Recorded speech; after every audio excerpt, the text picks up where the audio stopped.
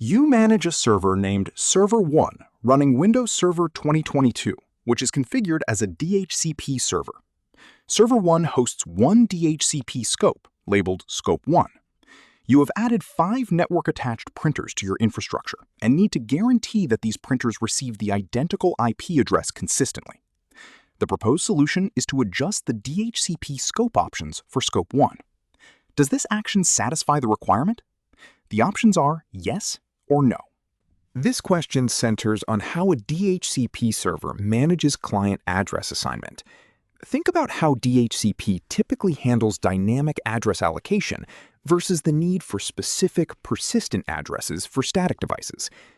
Consider what the purpose of DHCP scope options is compared to how a server maintains a mapping between a specific hardware identifier and an IP address.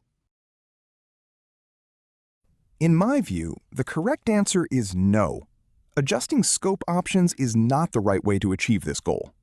DHCP scope options are intended for distributing common network parameters like default gateways, DNS servers, or domain information to all clients within a range. They do not associate a specific IP address with a particular hardware identity. To ensure that devices such as network printers always receive the same IP address, you need to create DHCP reservations. These reservations map a device's unique MAC address to a specific IP address within the DHCP scope.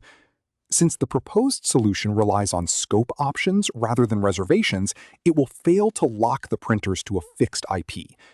Remember for your exam that reservations are the standard tool for static assignment in a DHCP environment.